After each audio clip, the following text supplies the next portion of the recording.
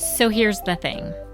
I don't hate pumpkins. I kind of didn't know for a while because of this whole jack-o'-lantern dilemma, which I'll talk about in a moment. But the truth is, I actually really love pumpkins. I love the beautiful colors and textures of pumpkins. I love the way they smell. They bring back so many good memories for me. I love how delicious the edible varieties are and how nutritious they are. Heck, I even included the word pumpkin in the name of my business. So pumpkins are not the issue. It only took making this YouTube video for me to figure this out, but What I do take issue with though is pumpkin waste. And so in this video, I set out to find alternatives to the jack-o'-lantern tradition, and I was surprised by a few unexpected turns along the way. Hi, I'm Robin. On this channel, I love to explore small actions we can take in our daily lives to help support positive environmental change. And today I'm talking about jack-o'-lanterns. I get really conflicted this time of year when it comes to pumpkins. As an environmentalist, I cringe at pumpkin waste. I think of all the land taken up to grow these pumpkins that will never be eaten.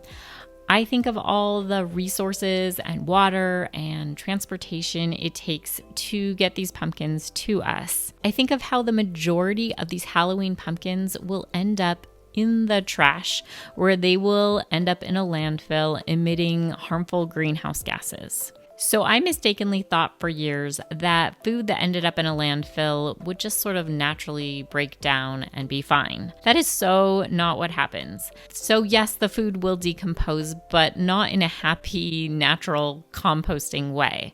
What happens as food in a landfill decomposes is it releases these potent greenhouse gases, which contribute to climate change and all sorts of other harmful environmental effects. So I feel this weighted decision around pumpkins for Halloween. Do I want to contribute to this cycle? No, I don't. But do I want to miss out on pumpkins and deny our kids this quintessential Halloween experience? Also no. After years of battling this, I finally decided to face this head on this year and explore in earnest some alternatives to pumpkin carving. My original plan was to test out different fruits and vegetables and compare and contrast things like ease of carving and least amount of food waste, things like that. That is not quite how this unfolded, but I do feel like I have finally made some peace with this whole jack-o'-lantern dilemma, at least in my own little corner of our approach. So I wanted to share some of it with you in case it helps anyone else on their journey. I made a video on this a while back, which I will link to below, just exploring some thoughts about all of this. Because before even going into alternative routes on this, there are still things you can do if you don't want to give up the jack-o'-lantern pumpkin carving tradition altogether. Finding local pumpkins is a great way to support local growers and reduce the transportation piece of this. Also, not getting an excess amount of pumpkins is something that will obviously help, and not participating or supporting events that promote pumpkin waste. Things like catapulting pumpkins, stuff like that. Buying edible pumpkin varieties is a huge help, but I will touch on this more in a moment. And then using other parts of the pumpkin, like roasting the seeds, or I always save the stems of pumpkins or squash so that I can reuse them on these little fabric pumpkins that I like to make. And then, of course, finding an eco-friendly afterlife for the pumpkin. So whether that's composting the pumpkin or feeding it to animals or burying it in the garden. Some tricky parts with this, of course, are if you've had a candle in your pumpkin that's made with some unnatural wax. I don't know that you'd want to compost this. Also, if you've painted your pumpkin, I don't know that you'd want to put it in the compost then either. So those are just some things to keep in mind for the afterlife of the pumpkin. But keeping these out of landfills is huge.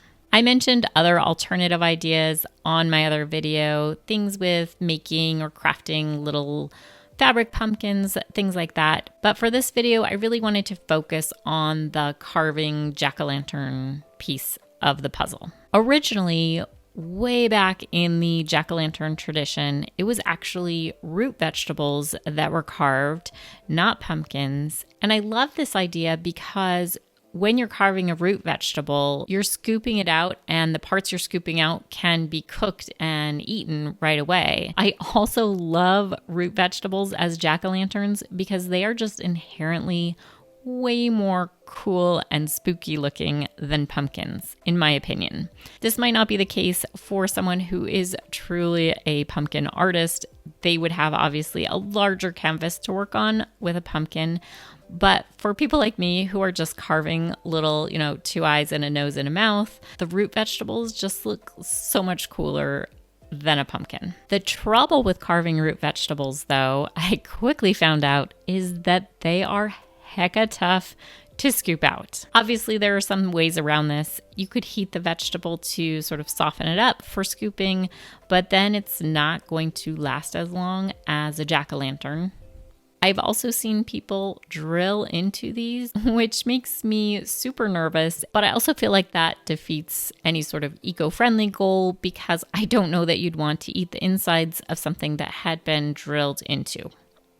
I've made jack-o'-lanterns out of beets in the past, which is, again, super cool looking, but it can be a mess with the staining of the beets, and again, carving into root vegetables is just tough.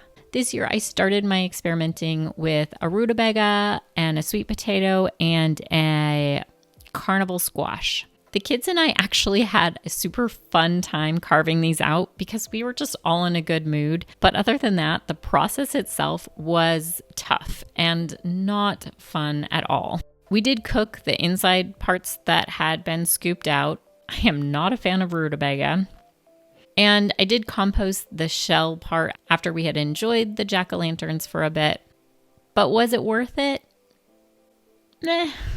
I didn't want to carve things that were out of season, and I felt like even if I did use an edible variety of pumpkin, after it sits out for a while or has a candle in it, even if it's a flameless candle, I just don't think I'd want to eat it. There are lots of fun ideas online. I saw these really cute jack-o'-lantern bell peppers, which I think is a super fun idea if they're going to get eaten. So if the jack-o'-lantern bell peppers are out and have dip in them and then they're going to be eaten, then I think that's great. I just don't know if they would be eaten. Okay, I take it all back. I was thinking of raw bell peppers, which definitely still could work. But when I researched this further and found these cooked, stuffed bell pepper jack-o'-lanterns, these are incredible, and I cannot wait to try making these. I saw amazing jack-o'-lanterns made with watermelon, which sounds awesome because the watermelon would be way easier to scoop and you'd eat it right away, carve the jack-o'-lantern, and then you could obviously just compost the watermelon shell like you normally would. But watermelon aren't in season, at least here where I am. And the thing with carving, whether it's root vegetables or squash or edible pumpkins or whatever it is, I just had this revelation while I was testing these out, which is I just don't enjoy it. I know it's a huge part of Halloween, and there are artists who do amazing work with their carving. But even though I usually enjoy a good art project or craft project, by the time it gets around to carving a face into something, I just am so done. I don't have any ideas. I get nervous carving the faces, and it's just not really something I enjoy. So here I was trying to be alternative and think outside the box, find alternative jack-o'-lantern carving ideas, when really it took making this video for me to realize that I personally just don't like carving jack-o'-lanterns at all. But I did not stop there because I found 2 little alternatives that I am currently loving. They are not fancy and they might not feel like good replacements for some people, but I am in love with these little ideas right now. One idea is with sweet potatoes, especially the orange varieties. This is not a new idea. I saw a bunch of recipes for this online, but you just slice the sweet potato into little round discs and then carve little jack-o'-lantern faces into that, which I still did not want to carve little faces with a knife. So what we did is we used metal straws to make these faces, which kind of limits what you can do. You can also use cookie cutters, things like that. When I got to the end of the point of slicing the discs where I no longer felt like that was a safe idea, I flipped the end on its side and just cut that into pieces that I thought we would just throw on the tray in addition to everything else. But we ended up putting little eyes in these and they looked like little ghosts. They were so adorable. I think they were my favorite ones. And I love that when I took these out of the oven, they were all making this sort of like Halloween screechy sounds. These were so simple and so fun and so delicious. I felt like everybody could participate easily. My reluctant eater had a blast making these and gobbled them up. I have made these twice since then. They are so delicious. I will link to some basic instructions on this below, but it's really just olive oil and salt on these and sticking them in the oven. You can obviously do this with other things as well. You can make little faces from apple slices, things like that. Ask me about cleaning those metal straws though. That was a little challenging to figure out, but if you look below, I will talk about some of the ideas I used for cleaning those straws out. So those were great, and I could make those all season long, but I also, of course, wanted to include pumpkins. I did not want to miss out on a visit to the local pumpkin patch. We have a local farmer who puts out pumpkins and squash every year for sale in her driveway, and I asked her about the edible varieties, so she had some great recommendations of some of the best ones.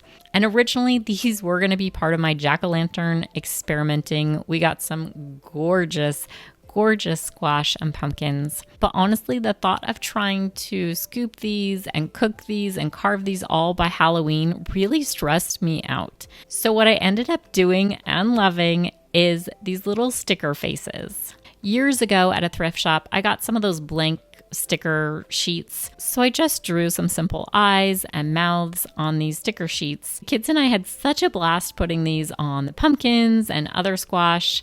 A friend gave us a pomegranate, so I put this little face on the pomegranate, which I thought was so cute. I ended up transferring the face to an onion when we were eating the pomegranate. Obviously, this is not the only idea for decorating the outside of a pumpkin, but most of the ideas I see for decorating the outsides are done with paint, and I just didn't know how I felt about putting a painted pumpkin into our compost pile. So I love that these stickers are just so easy to change around and play with, but also they're so easy to remove when it's time to cook these and to compost them. This is so much easier for kids to participate. It's so simple. There's no pressure for me to cook all of these amazing squash all right now. We can spread this out over the fall season. We'll still have these cute, spooky, or silly faces for Halloween. And then when it is time to cook them, we can still scoop these out together and cook the seeds and then enjoy the awesome food that these have to offer. So far, we have made an incredible spaghetti squash dinner with one of these. And last night I cooked up the sugar pie pumpkin, which was so creamy and buttery and delicious. I love having pumpkin on hand to add to sauces and mac and cheese, things like that. So as I was trying to add this to some little cubes for freezing for future use, we just could not stop eating this pumpkin. It's so much tastier than pumpkin you would get out of a can. Delicious. These two ideas, as little or as dorky as they might seem, are like a weight lifted for me. Carving or not carving pumpkins has been this heavy decision every year for me. And again, for something that I ultimately didn't really love doing in the first place. So with these two ideas, I feel like we're still making fun, spooky jack-o'-lantern faces, but just in a much more approachable, fun way. We still get to enjoy going to the local pumpkin patch or farmer's market. We get to eat and enjoy this beautiful food, These two little ideas are just so much more in line for me and for our family. So even though this video idea did not go quite as I had planned, I am so grateful for this process. I'm sure I will modify these or add to these as the years go on, but for the moment, I am super excited about these ideas. I would love to hear if any of you have alternative jack-o'-lantern ideas. Please share them in the comments below if you'd like to. Thank you so much for being here and for watching. Your actions can and will make a difference.